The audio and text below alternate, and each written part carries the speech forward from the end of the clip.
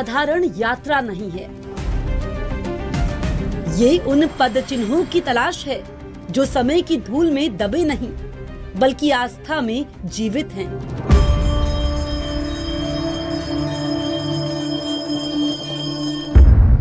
जहां भी प्रभु श्री राम के चरण पड़े, वहां सिर्फ धरती नहीं बदली, वहां मनुष्य का मन बदला।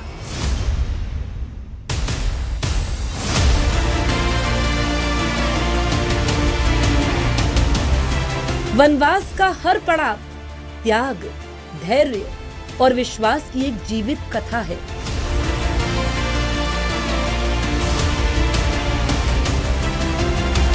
न्यूज़ 18 इंडिया उसी कथा के सूत्रों को जोड़ते हुए आपको उस मार्ग पर ले चल रहा है जहां इतिहास और भक्ति एक साथ सांस लेते हैं।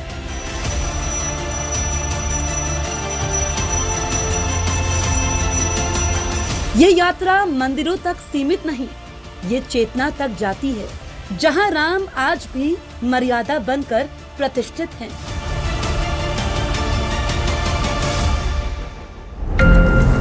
वनवास की ये यात्रा चित्रकूट से आगे बढ़ती है, लेकिन कथा वहीं ठहरती नहीं। रामघाट और पर्णकुटी की सादगी से निकलकर प्रभु श्री राम का मार्ग अगस्त मुनि के आश्रम तक जाता है, जहां तप को शस्त्रों का बल मिलता है। वहां से कथा पंचवटी पहुंचती है, गोदावरी के तट पर, जहां जीवन की सबसे बड़ी परीक्षा सामने आती है। सीता हरण के बाद राह शबरी आश्रम की ओर मुड़ती है, जहां भक्ति उत्तर बनकर खड़ी मिलती है। पंपा सरोवर पर हनुमान से मिलन होता है और ऋषिमुख पर्वत पर मित्रता युद्ध का आधार बनती है।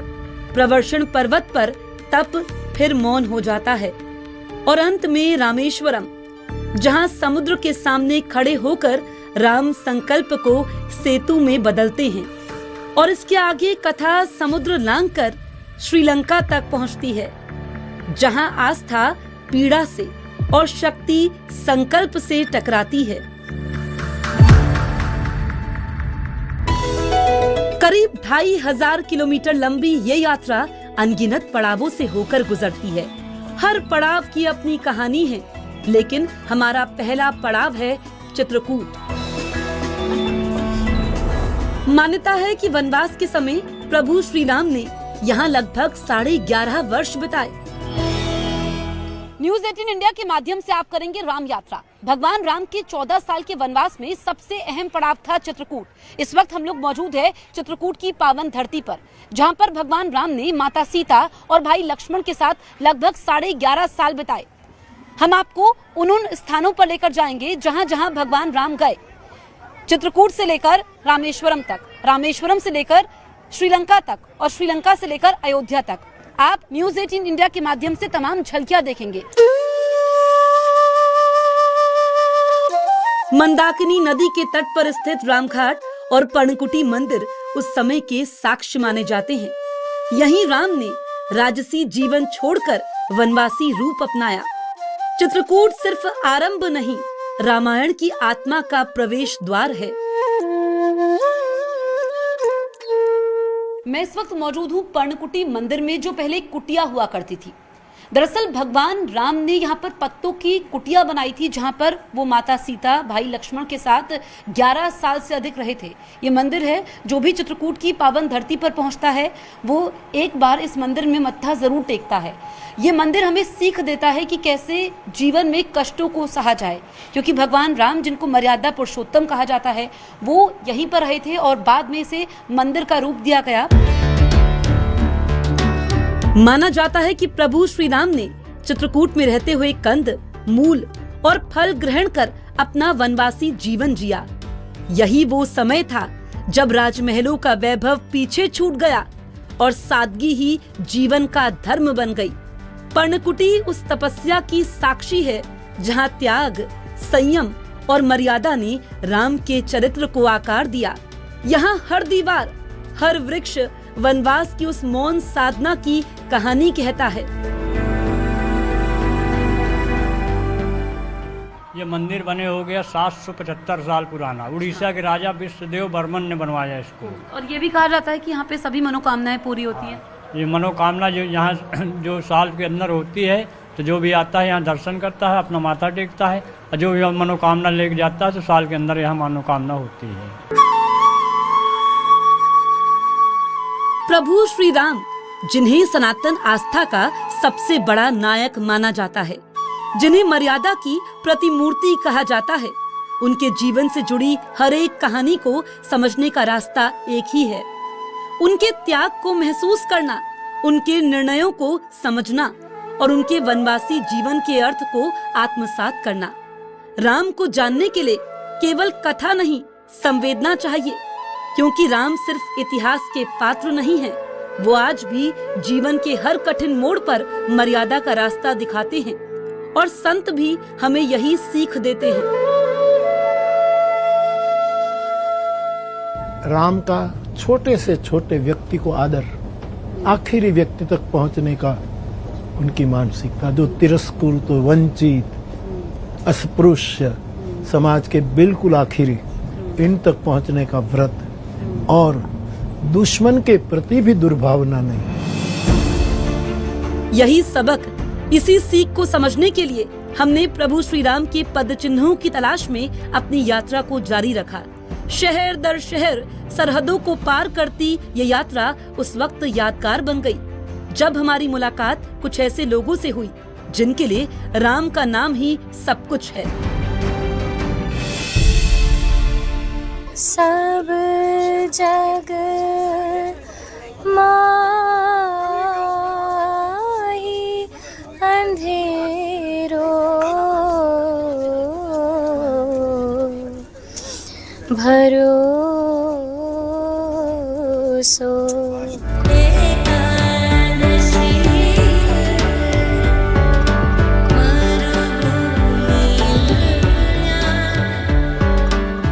ये कहानी केवल एक यात्रा की नहीं है, ये उस आध्यात्मिक परिधि की कहानी है जिसके इर्द गिर्द सनातन की पताका लहराती है।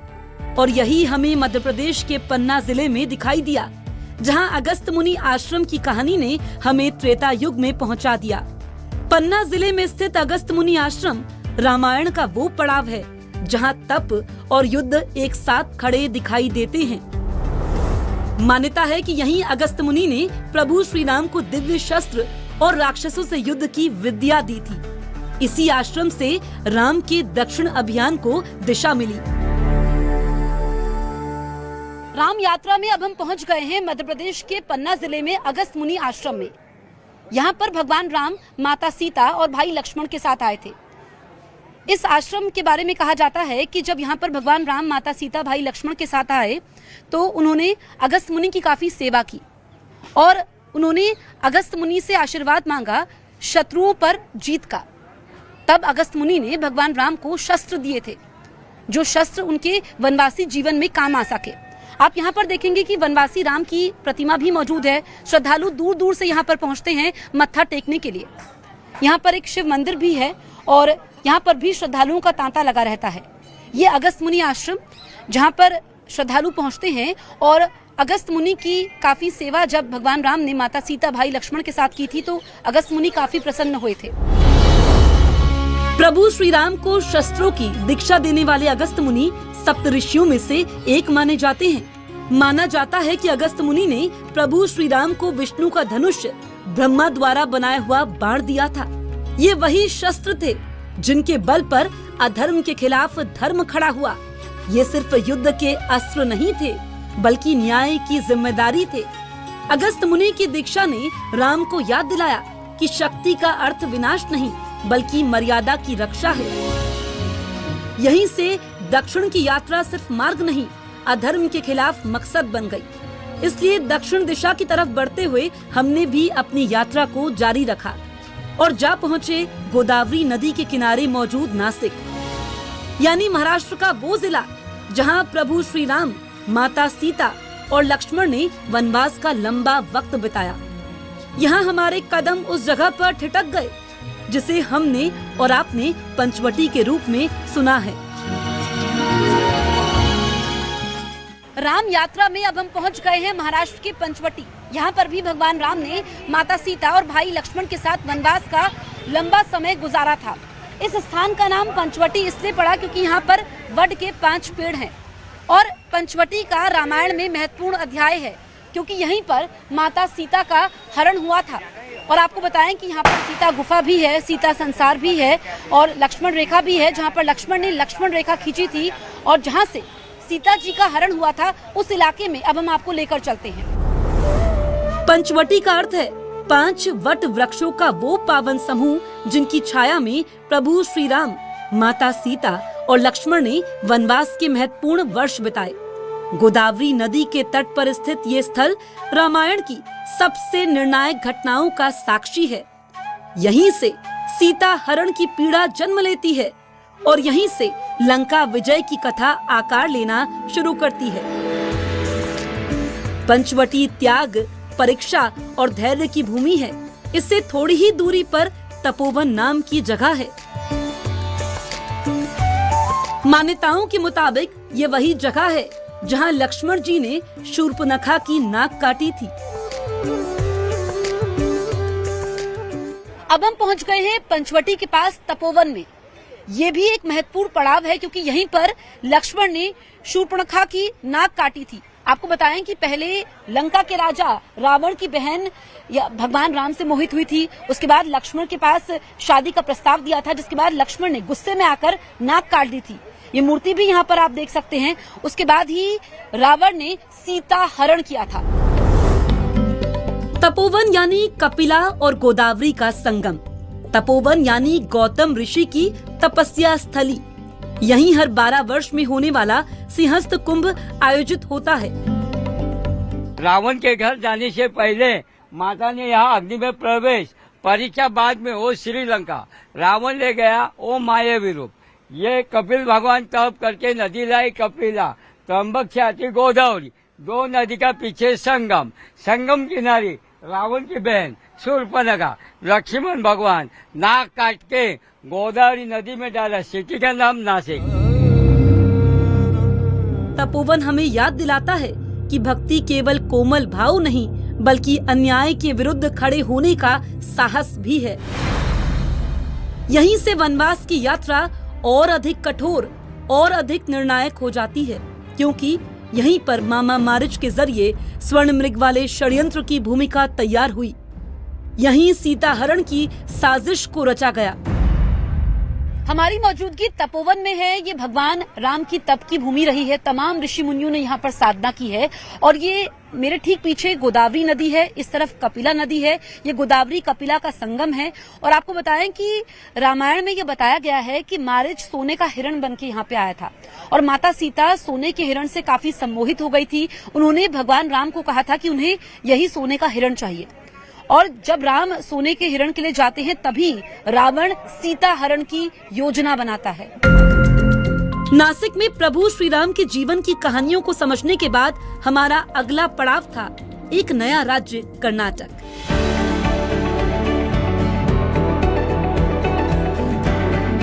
ट्रेन के जरिए हमने इस सफर को जारी रखा क्योंकि यहाँ से शबरी आश्रम तक हमें पहुँचना था।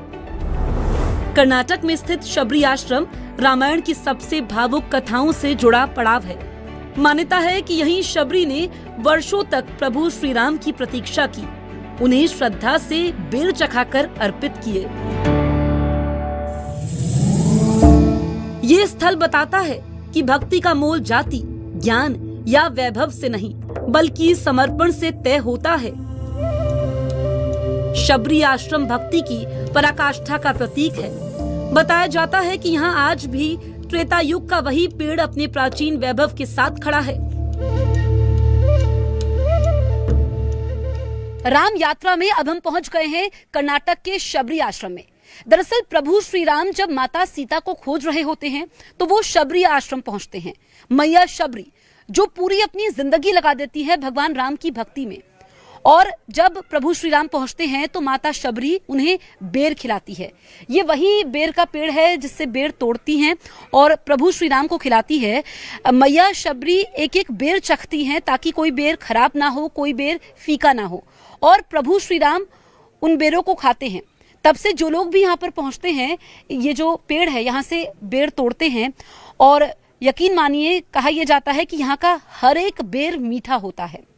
और तब से लेकर के अब तक, क्योंकि शबरी मैया जिन्होंने युवा अवस्था से लेकर के बुजुर्ग अवस्था तक प्रभु श्री राम की भक्ति की और वो प्रभु श्री राम के दर्शन करना चाहती थी और उनको वो मौका मिलता भी है, तभी से यहाँ पर शबरी मैया का मंदिर है और भक्त यहाँ पर मंदिर में दूर दूर से पहुँचते हैं, मनोकामनाएं लेकर पहुँचते हैं। और ये मेरे ठीक पीछे आप देखेंगे ये शिवलिंग भी है। इसके साथ ही यहाँ पर 2 कुंड है। यहाँ पर एक कुंड में महिलाएं स्नान करती है, एक कुंड में पुरुष स्नान करते हैं और स्नान करने के बाद शिवलिंग में यहाँ पर जल चढ़ाया जाता है। तो जो शबरी मैया है, किस तरीके से वो प्रभु श्री राम की भक्ति में लीन रही और तभी से उनके नाम का ये मंदिर है। यहाँ पर लोग पहुँचते हैं और शबरी आश्रम, जहाँ पर ये बेर का पेड़ आज भी है, इतने दशक बीत गए, आप देखिए कि ये वैसे ही है और यहाँ पर बेर होते हैं। अभी बहुत छोटे बेर हैं और जब बेर खाने लायक हो जाते हैं, थोड़े बड़े हो जाते हैं, तो मीठे बेर यहाँ पर होते हैं। हम आपको वो मंदिर भी दिखाते हैं जहाँ पर शबरी मैया की मूर्ति है और भक्त वहाँ पर पहुँचते हैं। तांता भक्तों का लगा रहता है।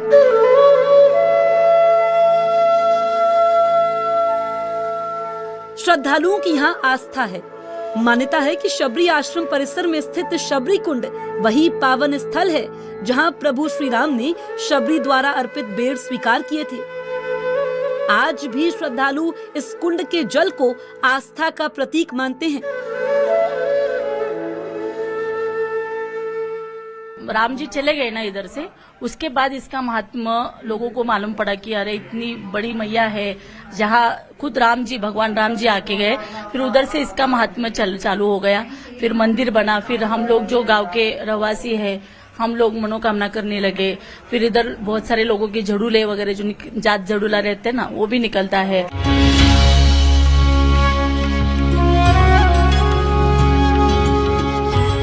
वनवास के समय जहां जहां प्रभु श्री राम के पैर पड़े, राम यात्रा के जरिए न्यूज़ 18 इंडिया आपको उन इलाकों में लेकर जा रहा है। अब चलते हैं अगले पड़ाव की तरफ।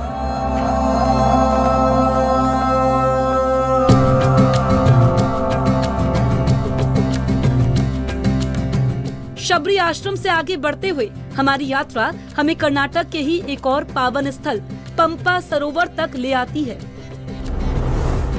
यानी 5 पवित्र सरोवरों में से एक। यही वो स्थान है जहां प्रभु श्री राम का मिलन पहली बार अपने सबसे बड़े भक्त हनुमान से हुआ था। रामायण में वर्णित ये सरोवर केवल जल का स्रोत नहीं, बल्कि भक्ति और सेवा की शुरुआत का प्रतीक है। यहीं से किष्किंधा की कथा आगे बढ़ती है। शांत जल, आसपास की पहाड़ियाँ और मंत्रोच्चार का वातावरण आज भी उस ऐतिहासिक मिलन की अनुभूति करवाते हैं, जिसने आगे चलकर लंका विजय की नींव रखी। पौराणिक कथाओं के अनुसार देवी पार्वती ने पंपा रूप धारण कर भगवान शिव को प्रसन्न करने के लिए यहाँ घोर तपस्या की थी। इसी तपस्या के कारण इस सरोवर का नाम पंपा सरोवर पड़ गया। अब हम पहुंच गए हैं कर्नाटक के पंपा सरोवर। ये 5 पवित्र सरोवरों में से एक है। हिंदू धर्म में इसकी विशेष मान्यता है।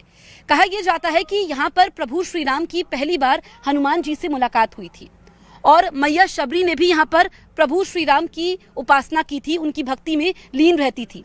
और जैसा कि नाम है पंपा सरोवर, ये माँ पंपा जो कि देवी पार्वती का एक स्वरूप है, उन्होंने भगवान शिव को पाने के लिए यहाँ पर उपासना की थी। इसके आगे की कहानी ऋषिमुख पर्वत से जुड़ती है। ऋषिमुख पर्वत की ओर बढ़ते हुए रामायण की कथा अचानक और गहरी होती चली जाती है। ये वही स्थान है जहां भय, श्राप और उम्मीद तीनों एक साथ खड़े दिखाई देते हैं। मान्यता है कि ऋषिमुख पर्वत मतंग ऋषि की तपोस्थली थी। उनकी दिव्य उपस्थिति का प्रभाव इतना प्रबल था कि उनके श्राप के भय से किष्किंधा नरेश वानर राज बाली इस पर्वत पर कदम नहीं रख सकता था। यही कारण था कि बाली से भयभीत सुग्रीव ने अपने साथियों के साथ इसी पर्वत को अपना आश्रय बना लिया। वर्षों तक वो यहाँ छिपा रहा। ताड़का वन की वीरानी और किष्किंधा के संघर्षों के बीच खुद को सुरक्षित रखने की कोशिश करता रहा। यहीं पंपा सरोवर के किनारे पर सुग्रीव की पहली झलक प्रभु श्री राम को दिखाई दी। एक ऐसा क्षण जिसने केवल दो व्यक्तियों को नहीं बल्कि दो संघर्षों को एक कर दिया। सुग्रीव राम को एक आशा के रूप में देखते हैं और राम सुग्रीव में उस सहयोगी को पहचान लेते हैं जो लंका तक जाने वाले मार्ग की पहली सीढ़ी बनता है। मतंग ऋषि ने बाली को श्राप दिया था कि अगर वो इस आश्रम में आएगा तो फिर उसकी मृत्यु निश्चित है। ऐसे में वो सुग्रीव को ये आश्रम सुरक्षा प्रदान करता था। और जब प्रभु श्री राम माता सीता को खोज रहे थे तो सुग्रीव से जब उनकी मुलाकात होती है तो सुग्रीव ने प्रभु श्री राम को मदद का भरोसा दिया और दोनों ने मिलकर सीता की खोज करने का निर्णय लिया। ऋषिमुख पर्वत का शांत शिखर आज भी गवाही देता है कि इतिहास में कई बार सबसे शक्तिशाली गठबंधन उन जगहों पर बनते हैं जहां आश्रय और विश्वास एक दूसरे का सहारा बनते हैं। भगवान श्री राम जी इस जगह के अंदर रघुनाथ मंदिर के अंदर रुके, जहाँ जिसको फटकशिला कहा जाता है, उस जगह के अंदर जो है 4 महीने चातुर्मास किया है राम जी ने, लक्ष्मण जी ने। और उसके बाद जो है तो राजगद्दी के ऊपर सुग्रीव जी को बिठाया है, बाली का वध हो गया है। उसके बाद में जो है तो सुग्रीव जी ने जो है तो उनको प्रभु श्री राम जी को अपनी सहायता का जो वचन दिया था वो पूरा किया है और अपनी सेना लेकर लंका के ऊपर चढ़ाई की है। प्रवर्षण पर्वत की ओर बढ़ते ही कथा एक नए मौन में प्रवेश करती है।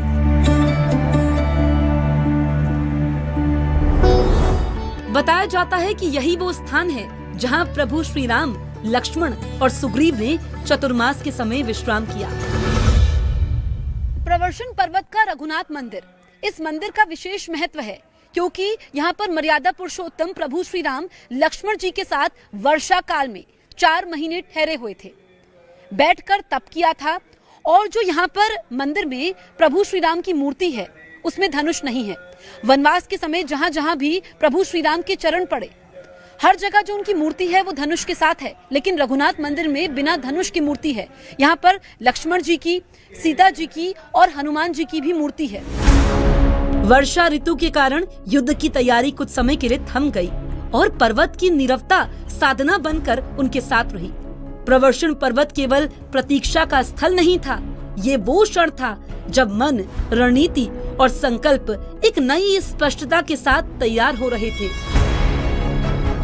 सुग्रीव ने यहीं अपनी सेना को संगठित करना शुरू किया और राम ने यहीं पहली बार उस युद्ध की दिशा तय की, वो युद्ध जो आगे चलकर लंका की नींव हिला देने वाला था।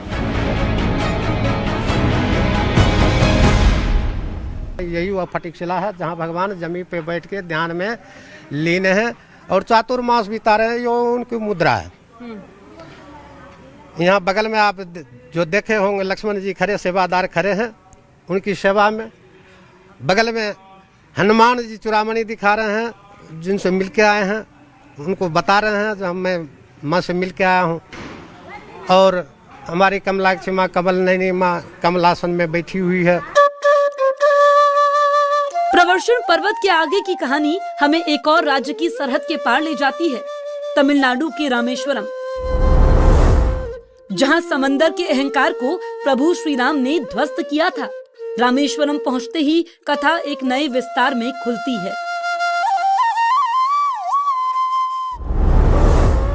ये वही भूमि है जहां समुद्र के प्रचंड स्वर सामने खड़े होकर राम ने मर्यादा और संकल्प की अंतिम परीक्षा दी थी।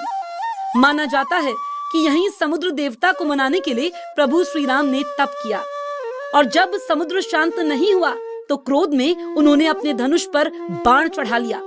उसी क्षण समुद्र ने स्वयं प्रकट होकर मार्ग देने की प्रार्थना की।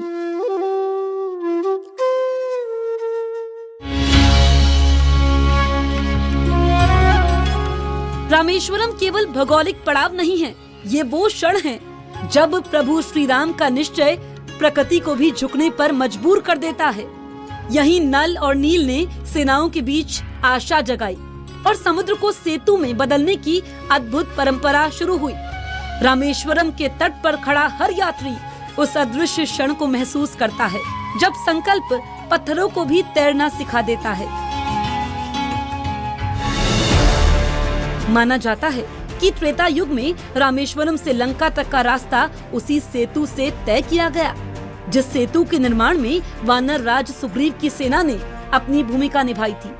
रामेश्वरम केवल भौगोलिक पड़ाव नहीं, ये वही जगह है जहां संकल्प समुद्र से भी बड़ा सिद्ध हुआ।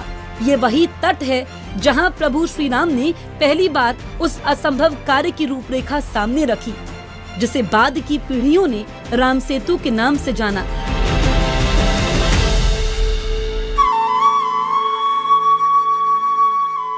लहरों की गर्जना के बीच लिया गया ये निर्णय सिर्फ भौगोलिक दूरी को पार करने का रास्ता नहीं था, बल्कि ये विश्वास की शक्ति का प्रमाण था। यही वानर सेना ने पत्थरों पर राम नाम अंकित कर उन्हें समुद्र में स्थापित किया और वही पत्थर लहरों पर तैरते चले गए। ये दृश्य युद्ध से पहले जीत की पहली अनुभूति थी। रामेश्वरम की रेत पर खड़ी ये कथा आज भी बताती है कि जब धर्म और संकल्प एक साथ खड़े हों तो प्रकृति भी मार्ग बना देती है।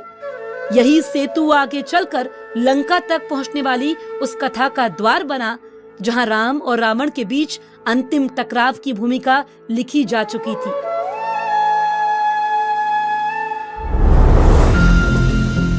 इसलिए वहां तक पहुंचने के लिए हमने मदुरई से कोलंबो तक हवाई मार्ग से रास्ता तय किया।